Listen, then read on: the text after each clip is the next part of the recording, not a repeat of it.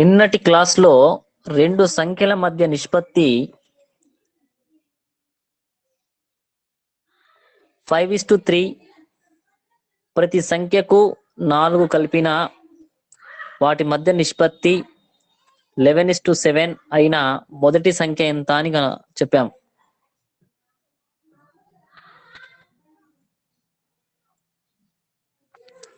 First మనకు 5:3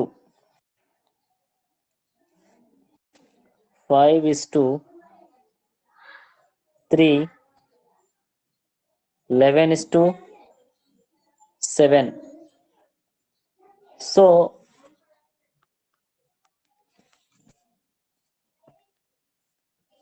ప్రతి సంఖ్యకు 4 కలిపి వాటి మధ్య నిష్పత్తి 11:7. సో ఇక్కడ చూడమ్మా, ఆల్మోస్ట్ ఆల్ మనము ఇక్కడ ఏం చేస్తున్నాము అంటే క్రాస్ మల్టిప్లికేషన్ చేస్తే ఏమొస్తుంది? 35 వస్తుంది, ఇక్కడ 33 వస్తుంది. సో వీటి మధ్య డిఫరెన్స్ 2. ఓకే, సో మనకి ఏం చేస్తున్నాము? 4ని యాడ్ చేస్తున్నాము. 4ని యాడ్ చేస్తున్నాం. సో ఇక్కడ మనకు యాడ్ చేసినప్పుడు దీని మధ్య డిఫరెన్స్ ఎంత? 4. ఓకేనా? సో మనము ఈ డిఫరెన్స్ ని మనం క్యాల్కులేట్ చేయాలి. సో ఫస్ట్ డిఫరెన్స్ ని మనం క్యాల్కులేట్ చేయాలి అంటే ఇక్కడ చూడండి, మనకు వాల్యూ, మొదటి సంఖ్య వాల్యూ కనుక్కోవాలి కాబట్టి సో ఇక్కడ మనకు 4ని యాడ్ చేయమన్నాం. ఓకే, సో 4ని యాడ్ చేసినప్పుడు ఏమొస్తుంది అంటే ఇక్కడ చూడండి, almost all 4 into 4 divided by 2. ఓకేనా? ఈ మొదటి విలువ రావాలి అంటే సో మనకు 4 into 5, 2 2 జా 4. ఓకే, 2 2 జా 4.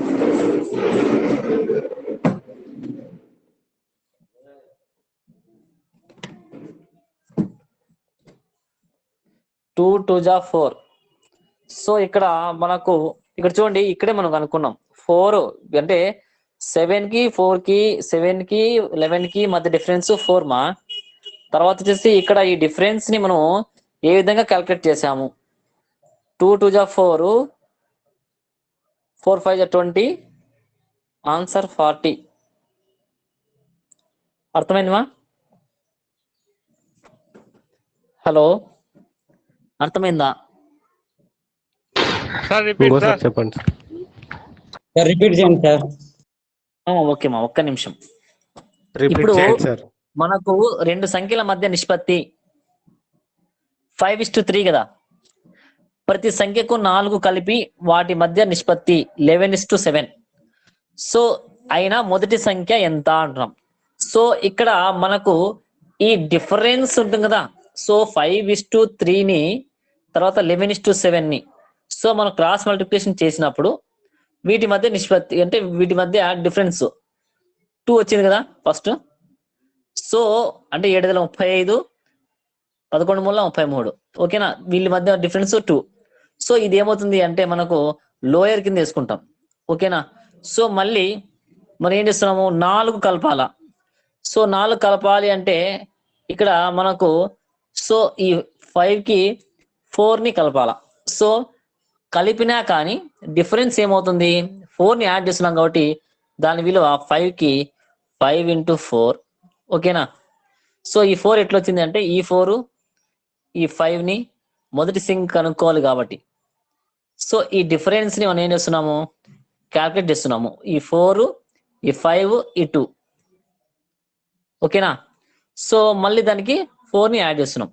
సో ఈ విధంగా మనకి ఏం చేస్తామంటే 2 2 జా 4, 4 5 జా 20 into 2 equals to 40. అర్థమైందా?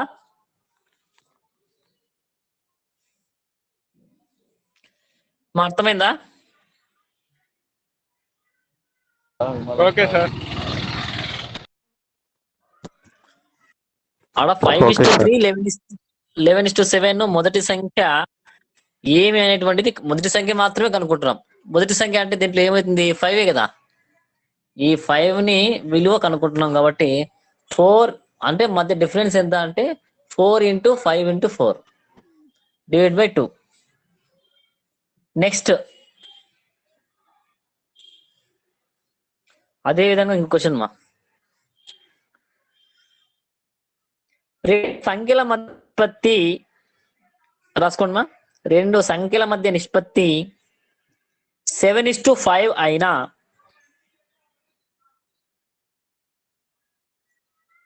ప్రతి సంఖ్యకు కలిపిన వాటి మధ్య నిష్పత్తి 15:11 అయినా ఆ రెండు సంఖ్యల మొత్తం ఎంత?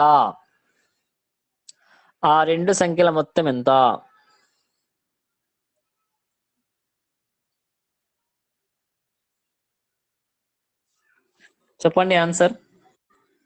సేమ్ క్వశ్చనే.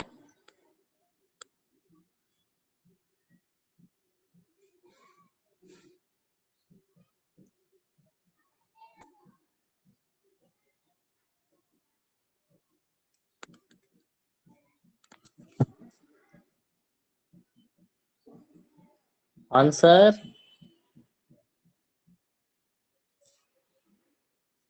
7:5 15:11 అయినా ఆ రెండు సంఖ్యలకు మధ్య మనకు +6 కలపాలంట.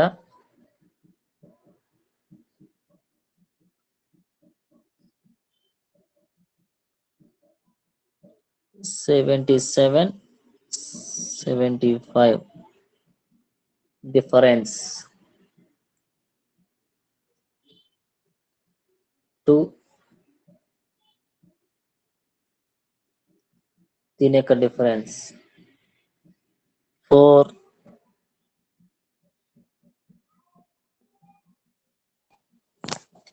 మొదటి సంఖ్య 68 సార్. అమ్మా మొదటి సంఖ్యది 68 సార్. ఇది రెండో సంఖ్య అంటున్నాను.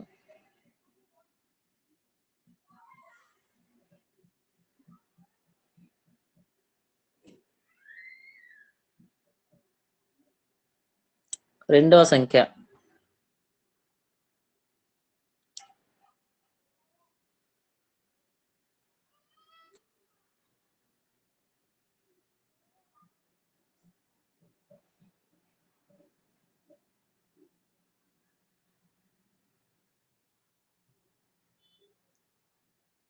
$6 ×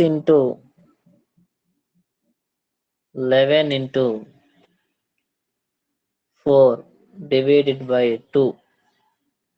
సార్ 60 ఏం సార్?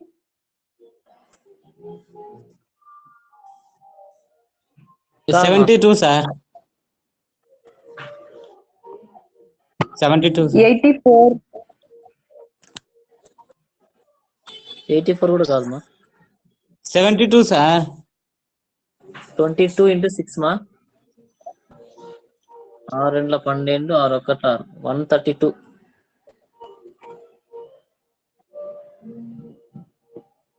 ఆన్సర్ 132.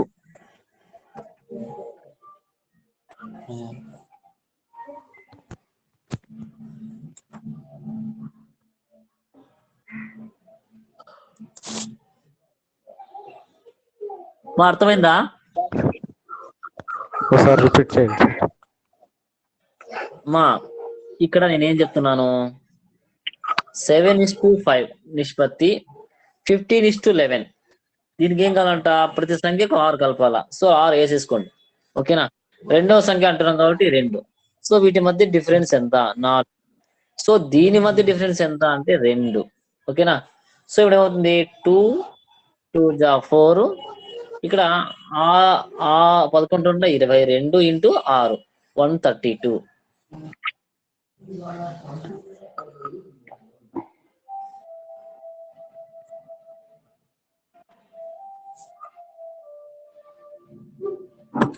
అర్థమైందా Sarath?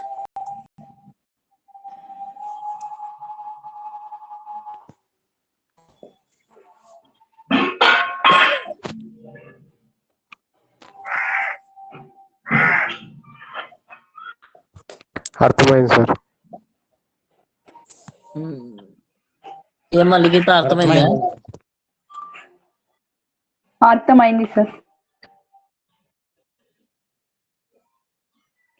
Next Venn diagrams subheading.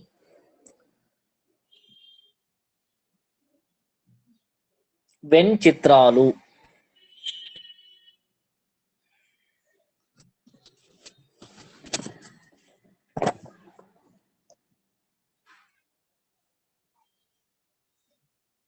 Venn చిత్రాలు సార్ ఈ ప్రాబ్లమ్స్ ఎన్ని మార్క్స్ వస్తాయి సార్? ఇవి మనకు అన్ని 5 marks కే.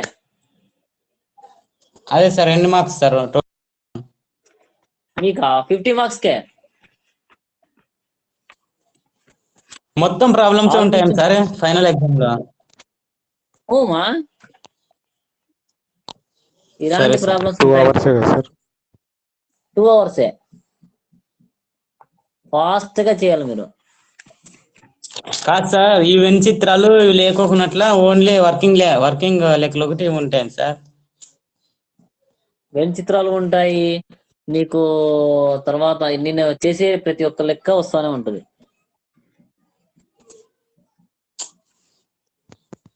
Okay sir.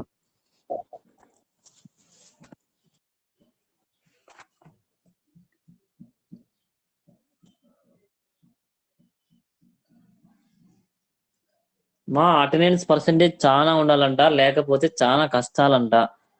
మీ ఇష్టం. ఆన్లైన్ లో ఎట్లా ఇస్తారు సార్? ఆన్లైన్ లో అవే డేటానే తీసుకుంటున్నారు. ఈ రోజు ఏం కాదు కానీ మండే నుంచి ఖచ్చితంగా అటెండ్ కావాలంట.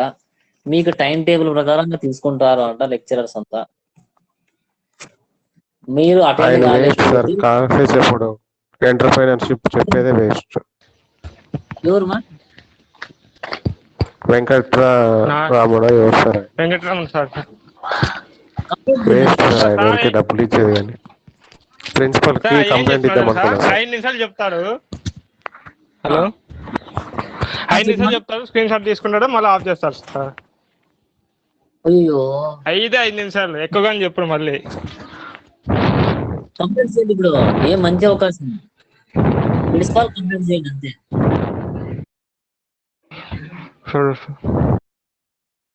అందరూ కలిసి మీరందరూ ఇప్పుడు మీకు ఎంటర్‌ప్రెన్యూర్‌షిప్ ఉండేది. హలో మా. అవును సార్. శరత్ అవును సార్. చెప్పేసేయండి. అదే సార్ చెప్తాను సార్. మండే వచ్చి కాల్ చేస్తాం సార్. లెటర్ రాసి మీరు అందరూ అవును సార్. అతనికి లేదంటే చాలా ప్రాబ్లమ్స్ ఉన్నాయి సార్. కనీసము సబ్జెక్ట్ ఇంత కొంచెం చెప్తే కదా వాళ్ళకి ఇప్పుడు అర్థమైంది. శాలరీ చెప్పి 5 నిమిషాలు వెళ్ళిపోతే ఎట్లుంటుంది సార్? అది అంతేలే. కంప్లైంట్ చేయండి, ఏం పర్వాలేదు. ఈ ప్రాబ్లము వాళ్ళకి తెలుసాలా చేస్తాం సార్. తెలిస్తే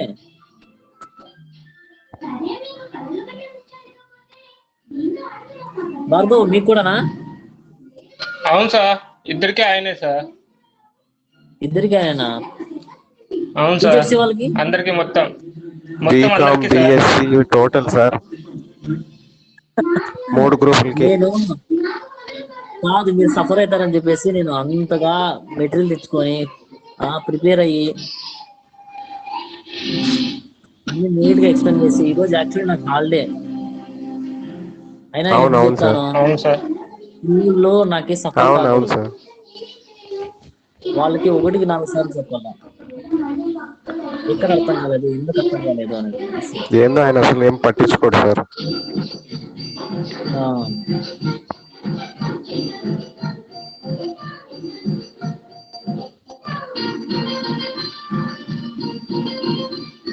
ఓకేమా, నెక్స్ట్ రాసుకోండిమా వెన్ డయాగ్రామ్స్. సరే సార్.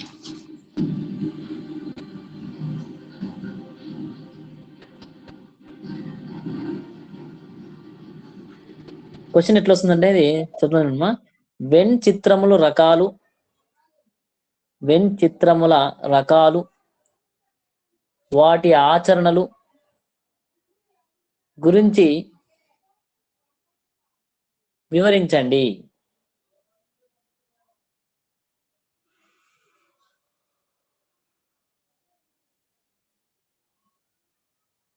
Answer right down.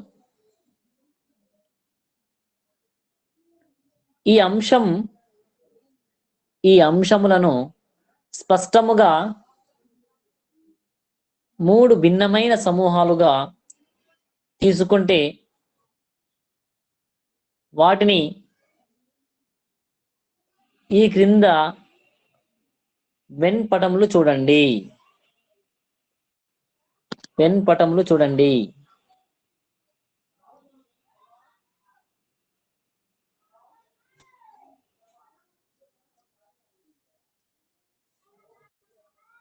ఇక్కడ చూడండి, ఫస్ట్ ఏం చేస్తున్నామంటే మనకు వెన్ డయాగ్రామ్స్ ఎట్లా రాయాలి. సో ఈ అంశంలో స్పష్టంగా 3 భిన్నముల సమూహములుగా తీసుకుంటే వాటిని ఈ క్రింది వెన్ పటములు చూడండి. అంటే ఇక్కడ చూడమ్మా, ఏ బి సి. సో ఈ విధంగా ఒక వెన్ డయాగ్రామ్స్ వేయచ్చు.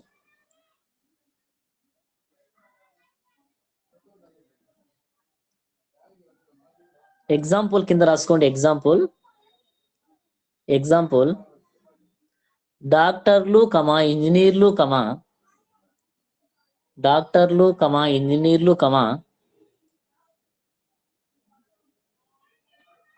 మరియు లాయర్లు. ఈ 3 అంశములు ఒకదానికి ఒకటి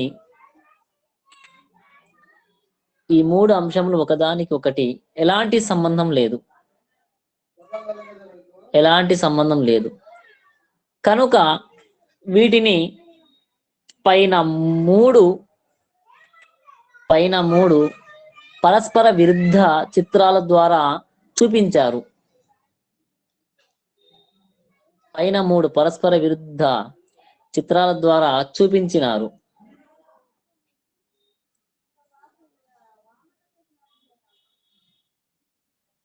అది ఫస్ట్ పాయింట్ మా. సెకండ్ పాయింట్, రెండవ అంశము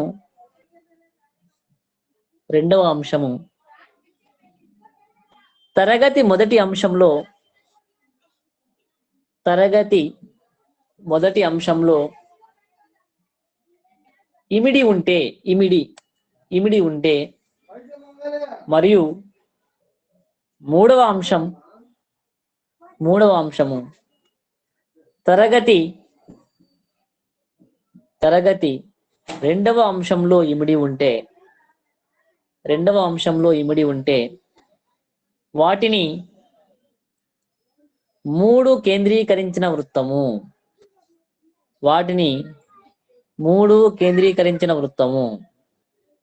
లలో ఈ క్రింది విధముగా చూపబడినాయి. ఎగ్జాంపుల్ ఇక్కడ చూడమ్మా, ఫస్ట్ ఏ, తర్వాత బి, తర్వాత సి. ఇక్కడే రాసుకోండి బి అని.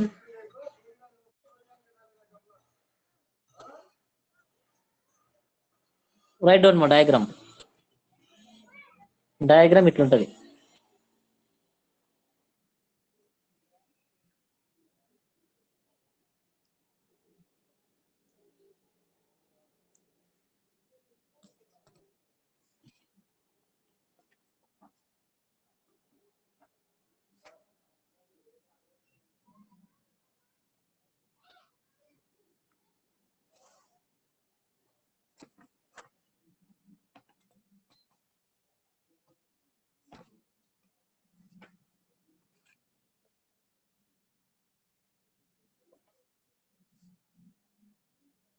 అయిపోయిందమ్మా. నెక్స్ట్ అయిపోయింది సార్. ఎగ్జాంపుల్ సెకండ్ మా ఎగ్జాంపుల్.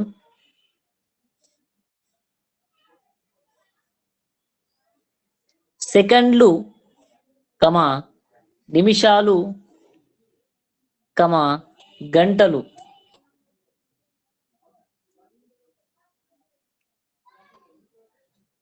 నిమిషములలో సెకండ్ల భాగము మరియు గంటలలో నిమిషాల భాగము కనుక పైన వెంచిత్రము ప్రకారము వృత్తము ఏ అనేది సెకండ్లను చూపుతుంది, వృత్తము బి అనేది అమ్మా పైన వెంచిత్రం ప్రకారము ఫస్ట్ నుంచి చెప్పాలమ్మా. సెకండ్లు నిమిషాలు గంటలు, ఎస్ సార్. నిమిషములలో సెకండ్లు భాగము, నిమిషములలో సెకండ్ల భాగము మరియు గంటలలో నిమిషముల భాగము, గంటలలో నిమిషముల భాగము కనుక పైన వెంపటము ప్రకారము పైన వెంపటము ప్రకారము వృత్తము ఏ అనేది సెకండ్లను చూపుతుంది, వృత్తము బి అనేది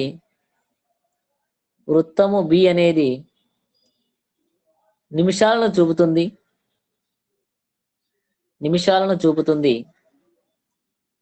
వృత్తము సి అనేది గంటలను చూపుతుంది.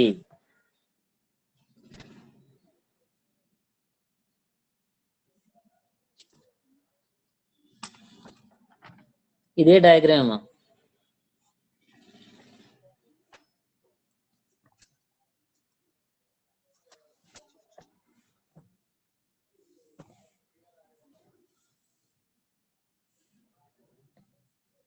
Next third point.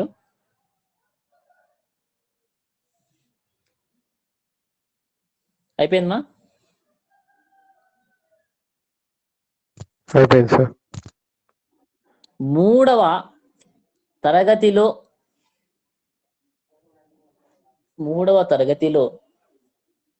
రెండు భిన్నమైన అంశాలు ఉంటే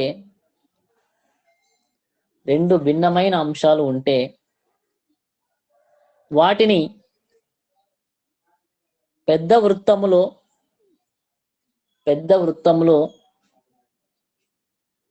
రెండు పరస్పర విరుద్ధ వృత్తములను ఈ క్రింది విధముగా ఉన్నాయి. ఎగ్జాంపుల్.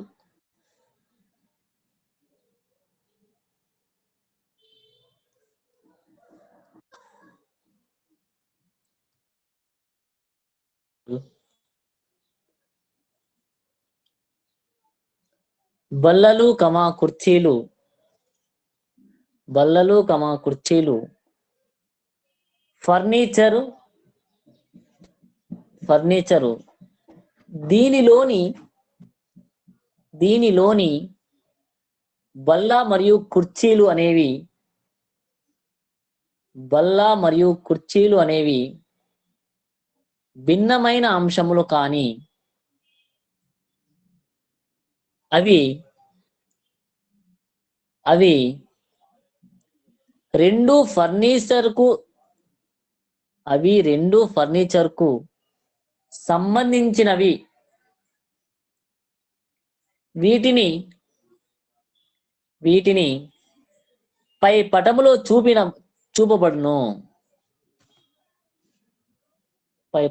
చూపబడును. అనగా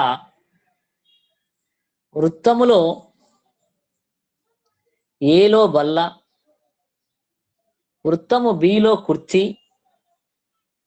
మరియు వృత్తము సిలో ఫర్నిచర్ ను చూపబడినాయి. ఇక్కడ చూడండి, డయాగ్రామ్ వేసుకోండి. A B C.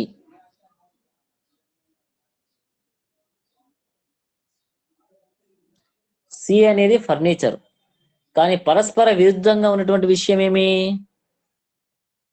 ఏలో బల్ల, వృత్తము బిలో కుర్చీ ఉన్నాయి. ఇదంతా దీనికి సంబంధించింది? ఫర్నిచర్ సంబంధించింది. ఓకేనా? సో సి అనేది ఏంది? ఫర్నిచర్.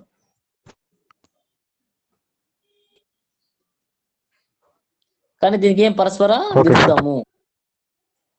నెక్స్ట్ 4th పాయింట్ మా రైట్ డౌన్. కుక్కలు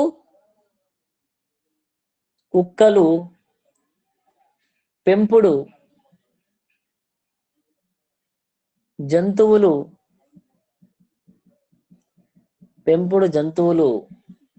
పిల్లలు సబ్మిటింగ్ రాసుకోండి. కొన్ని కుక్కలు మరియు కొన్ని పిల్లులు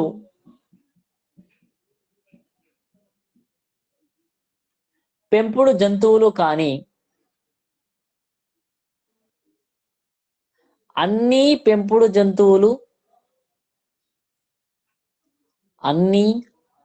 పెంపుడు జంతువులు కుక్కలు లేదా పిల్లులు కావు. ఇంకా కుక్కలు మరియు పిల్లులు అనేవి ఒకదానికొకటి సంబంధం లేనివి.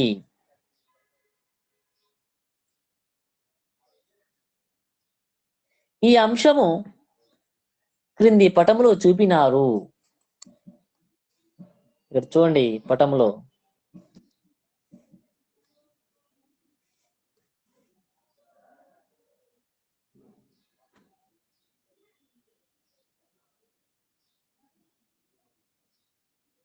రాసుకోండి.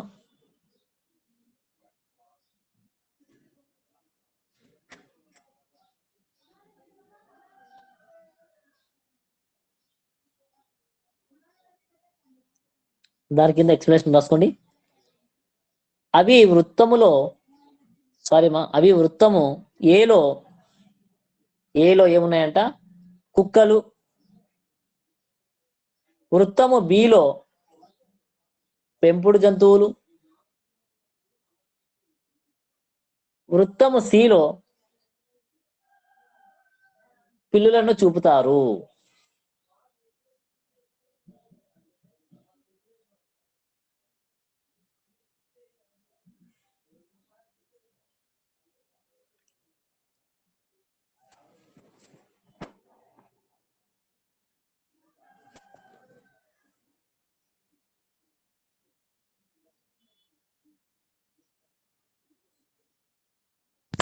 Okay sir.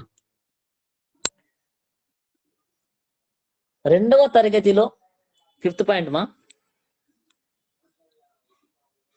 రెండవ తరగతిలో మొదటి అంశము ఇమిడి ఉండి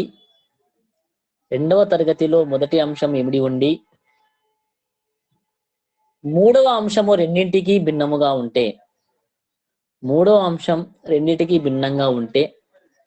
దీనిని ఈ క్రింది పటము చూపుతారు.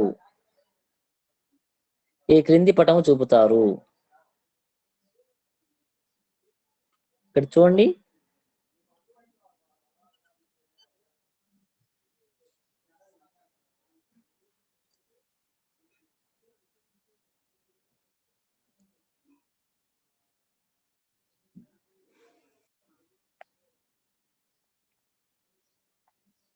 ఏ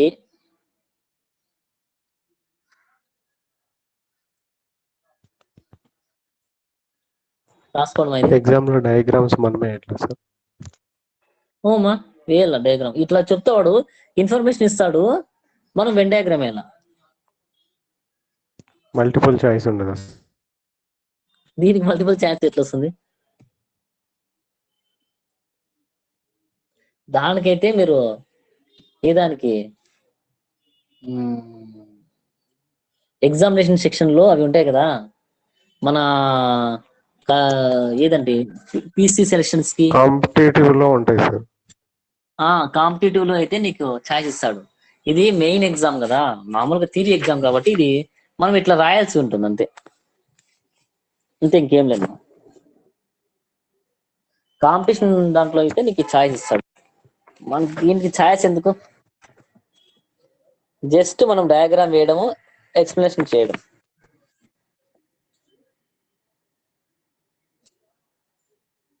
దానికి ఎగ్జాంపుల్ గా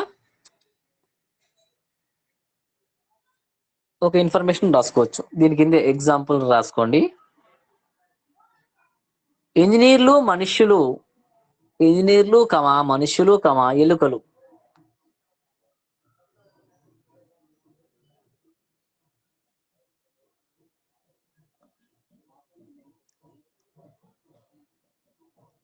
అందరూ ఇంజనీర్లు మనుషులు, అందరూ ఇంజనీర్లు మనుషులు. ఈ రెండింటిని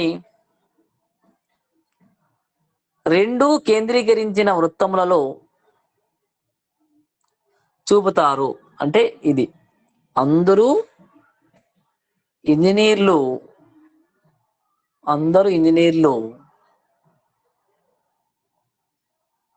మనుషులు, బి అనేటువంటి ఎవరు? మనుషులు.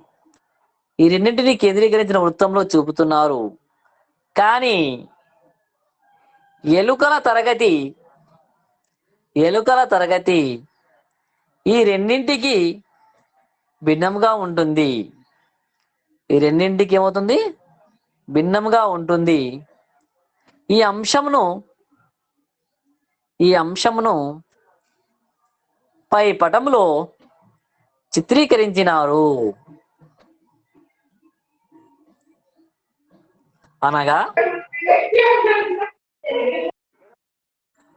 అనగా వృత్తము ఏలో ఇంజనీర్లు, వృత్తము బిలో మనుష్యులు మరియు వృత్తము సిలో ఎలుకలను గుర్తించినారు.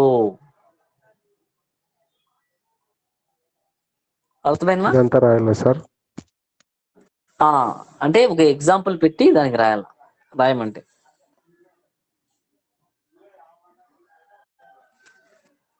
Okay sir. నెక్స్ట్ రాసుకోండి క్వశ్చన్. పట్టికను తయారు చేయడం గురించి వ్రాయండి అన్నాడు అనుకో. పట్టికను తయారు చేయడం గురించి వ్రాయండి. క్వశ్చన్.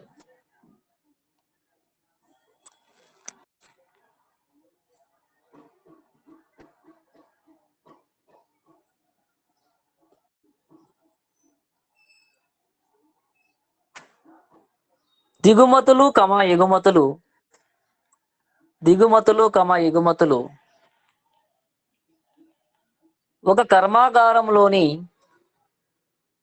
ఒక కర్మాగారంలోని ఉద్యోగుల ఆదాయాలు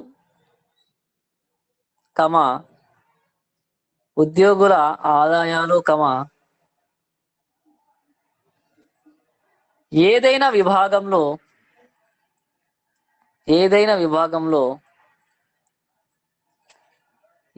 విభాగంలో చదువుకు దరఖాస్తు చేసిన లేదా ఎంపికైన విద్యార్థులు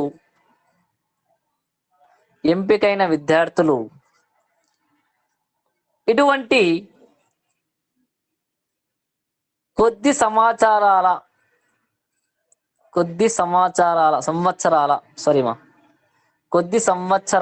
కాలం పాటు కొద్ది సంవత్సరాల కాలం పాటు క్రోడీకరించిన క్రోడీకరించిన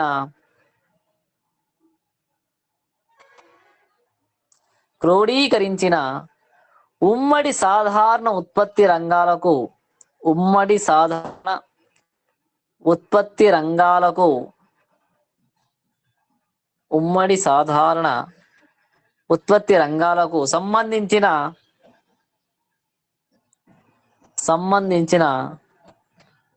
దత్తాంశం పట్టిక రూపంలో దత్తాంశం పట్టిక రూపంలో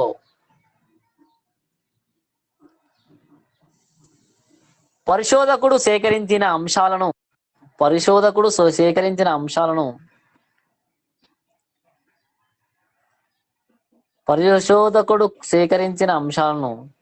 క్రమ పద్ధతిలో అమర్చి పట్టికలో పొందుపరుస్తారు.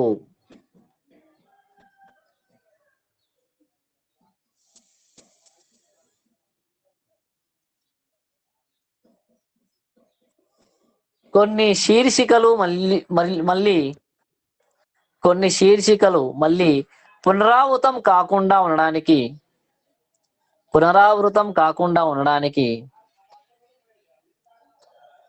అడ్డు వరుసలు నిలువు వరుసలు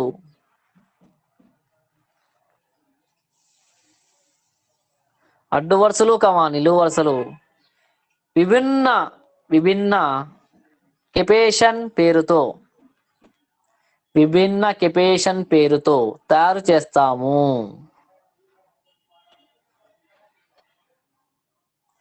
ఈ కెపేషన్ను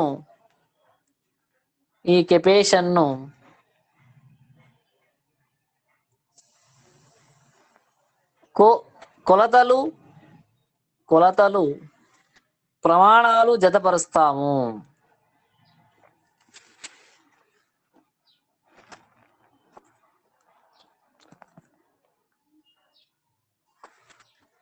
ఓకే సార్. నెక్స్ట్ సబ్మిటింగ్ బార్ గ్రాఫులు.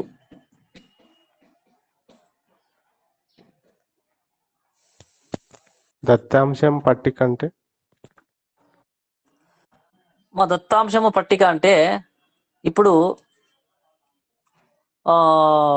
మనకు ఇచ్చింటారు కదా ఆర్డర్లో ఇట్లా టేబుల్ ప్రకారంగా. Yes sir. అంటే ఇచ్చిన దత్తాంశం ఇది ఎక్స్ అక్షాంశము, వై అక్షాంశము. సో ఏమవుతుంది, ఇట్లా గ్రాఫ్ తీసుకొని మనము ఓకేనా. సో ఆ గ్రాఫ్ లో మనకు ఆదాయాల పట్టికను గురించి మనం ఇట్లా చేసుకుంటూ వస్తాం. ఓకే ఇది సార్. ఇచ్చిన దత్తాంశం అన్నమాట. So 1 2 okay sir. 3 ఆ విధంగా చేసేదాన్ని దత్తాంశం అంటాం. Okay sir. నెక్స్ట్ మా బారు గ్రాఫులు.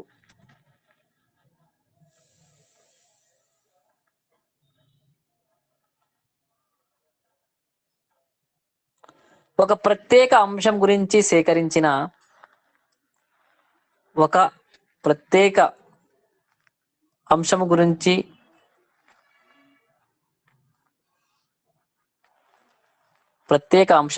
సేకరించిన సమాచారమంతా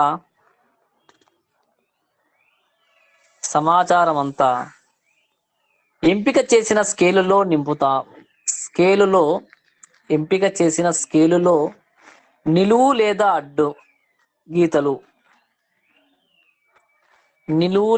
అడ్డు గీతలు లేదా బారు రూపంలో నిరూపణ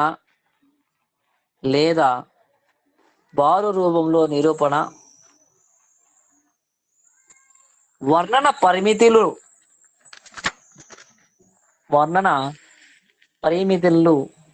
ఒకదానిని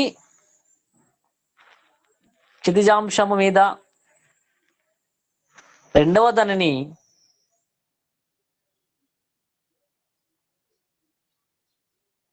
లంబాక్షం మీద గుర్తిస్తాము. అంటే ఏ విధంగా అంటే ఇక్కడ చూడండి,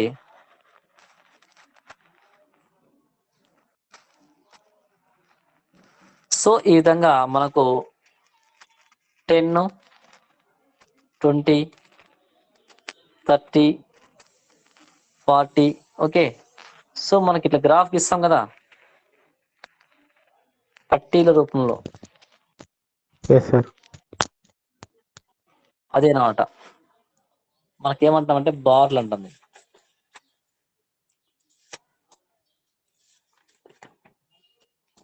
దాన్ని ఏమంటాం అంటే బార్ గ్రాఫ్ అంటాం. సో నెక్స్ట్ పై చార్ట్ మా పై చార్ట్.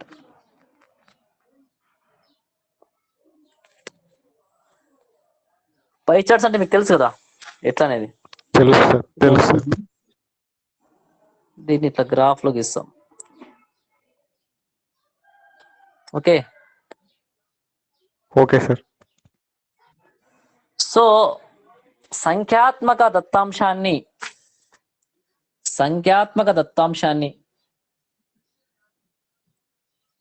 సంఖ్యాత్మక దత్తాంశాన్ని వృత్తములోని వృత్తములోని వృత్తములోని సెక్టార్ల రూపంలో నిరూపణ చేయడానికి ఉపయోగించే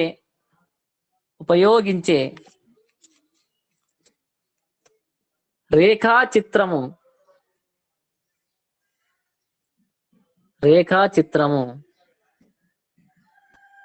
పై చార్ట్స్ లేదా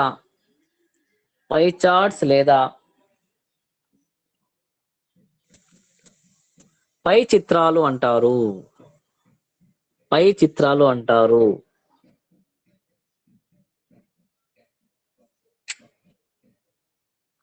దత్తాంశంలోని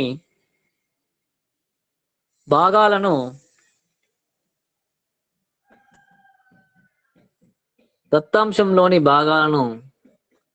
దమాషా పద్ధతిలో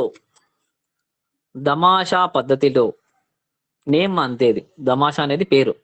దమాషా పద్ధతిలో ప్రతి sector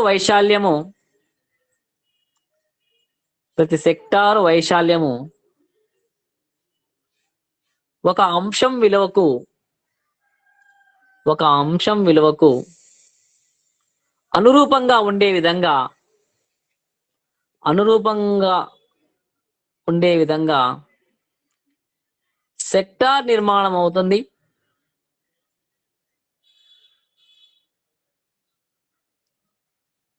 next full stop. Geometric లోని సిద్ధాంతం ప్రకారం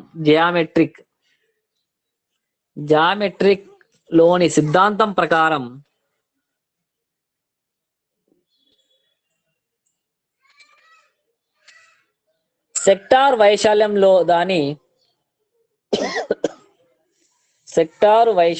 దాని కేంద్రీయ కోణానికి అనుపాతం ఉంటుంది. కాబట్టి సెక్టారు కేంద్రీయ కోణం అది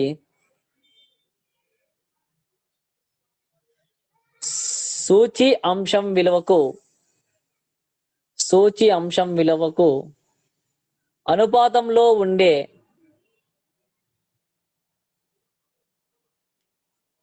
కేంద్రీయ కోణాల మొత్తం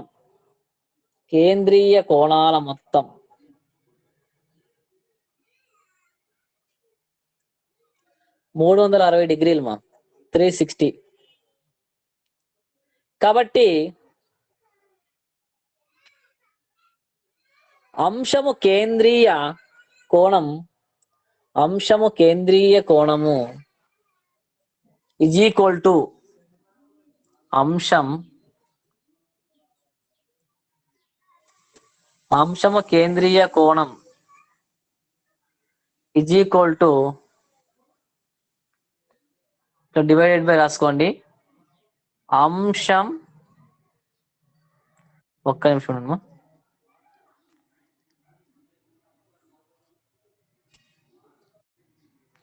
ఇక్కడ రాసుకోండి కేంద్రీయ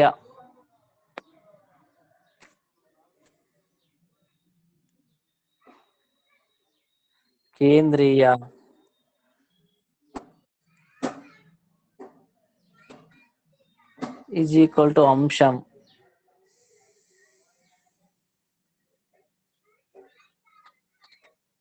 అంశము విలువ డివైడ్ బై విలువ మొత్తం విలువల మొత్తం ఇంటూ 360 డిగ్రీలు.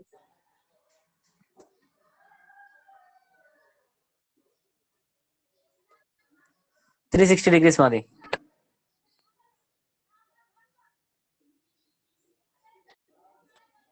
Okay sir. Okay. Okay sir. Next సరళ గ్రాఫ్.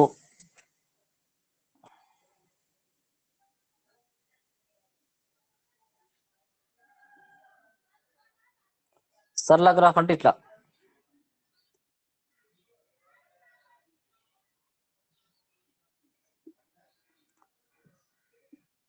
ఒక ప్రత్యేక అంశం విషయంలో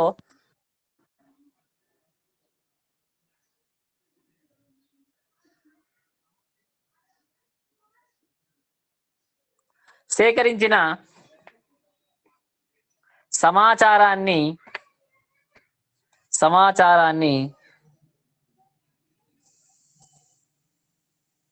ప్రత్యేక బిందువులు కలిపిన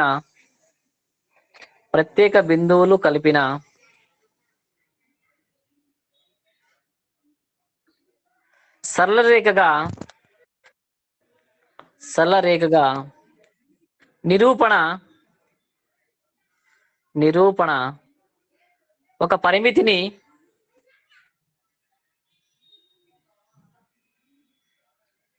క్షితిజాంశం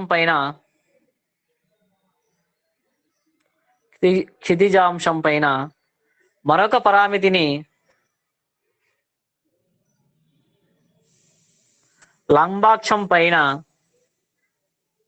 మరొక పరామితిని లంబాక్షం పైన నిరూపణ చేస్తే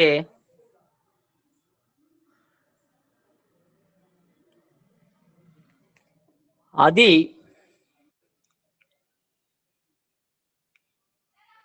ద్విపరిమాణ సమతలపై బిందువులను గుర్తుపడతాము. ఆ బిందువులను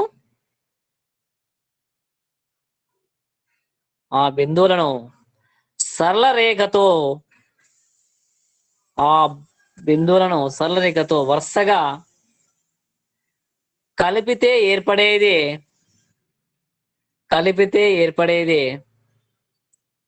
సరళరేఖ పటము అంటారు.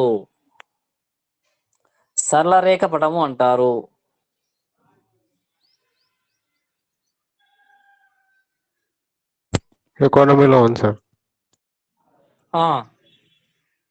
త్రికోణమితిలో వస్తుంది.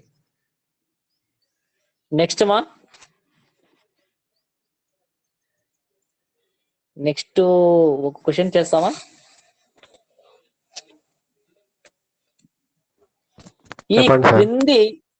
ఈ క్రింది వెన్పటమును గమనించి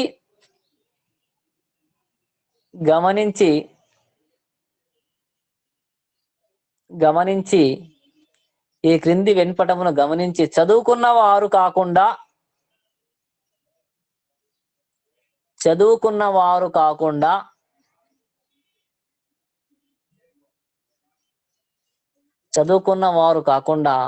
యువ ఉద్యోగస్తులను గుర్తించు ప్రాంతమును కనుక్కోండి.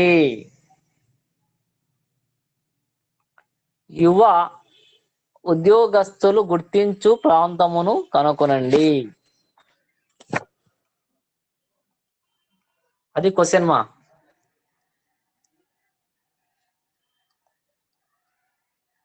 Okay sir. ఇట్లా ఇస్తాడు మాకు పటం కూడా ఇస్తాడు అతను. ఎట్లా ఇస్తాడంటే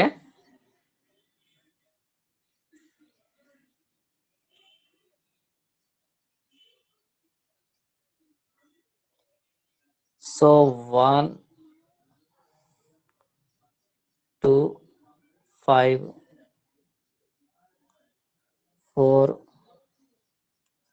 3 6, 7. వీళ్ళు వచ్చేసి యువకులు, వీళ్ళు చదువుకున్నవారు,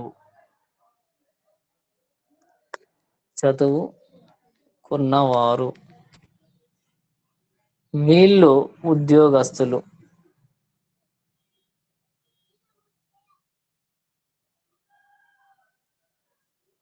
ఇది మా చదువుకున్నవారు వృత్తములో కాకుండా యువకులు మరియు ఉద్యోగస్తులు వృత్తములో ప్రాంతము. మన క్వశ్చన్ ఏమి? యువ ఉద్యోగస్తులను గుర్తించు ప్రాంతమును కనుగొనండి అన్నాడు.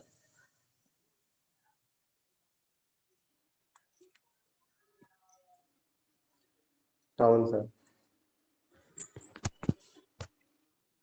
ఆన్సర్ చెప్పండి మా. ఈ పడ ఏమా 1, 2, 3 సార్. 4 కానీ. ఓకే 1, 2, 3 చూడు మా సరిగ్గా చూడండి. యువ 4 సార్. ఉద్యోగస్తులు గుర్తించు ప్రాంతమును కనుక్కోండి. ఈ క్రింది 1, గమనించి చదువుకున్న వారు కాకుండా 7. చదువుకున్న వారు కాకూడదంట. దాంట్లో ఎంతమంది ఉన్నారు?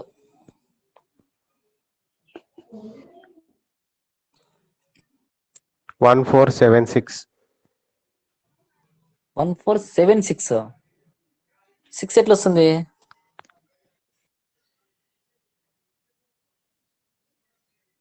ఉద్యోగస్తులు. చదువుకున్న వారు కాకుండా అంటే చూడండిడా, మీరు బాగా అబ్జర్వ్ చేయాల్సింది, చదువుకున్న వారు కాకుండా అంటే వీళ్ళే కదా. కరెక్టేనా కదా? Correct sir. చదువుకున్న వారు కాకుండా అంటున్నాను. వీళ్ళు అందరిని వదిలేయాల. ఎంత మిగిలినారు? 1 + 4 + 7. ఆన్సర్ ఎంత? 7, 12 మెంబర్స్ అన్నమాట. యువకులు ఉద్యోగస్తులు మాత్రమేనంట, చదువుకున్న వారు ఓకే సార్. కాకుండా. కాబట్టి దీంట్లో వీళ్ళు కూడా వస్తారు, ఉద్యోగస్తులు వస్తారు, కానీ వీళ్ళు చదువుకున్న వాళ్ళు అనమాట. కాబట్టి వీళ్ళందరినీ పక్కన పెట్టేస్తాం. మనకు వాళ్ళ ఓకే క్వశ్చన్ సార్. అడగలే.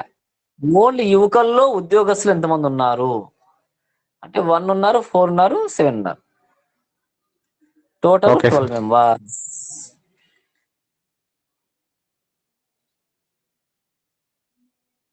అర్థమైంది సార్. నెక్స్ట్ క్వశ్చన్ ని మనం నెక్స్ట్ తెలుసుకుందాము. ఓకేనా? కంటిన్యూ అయితే next class. Okay sir. Thank you sir. Okay. Thank you.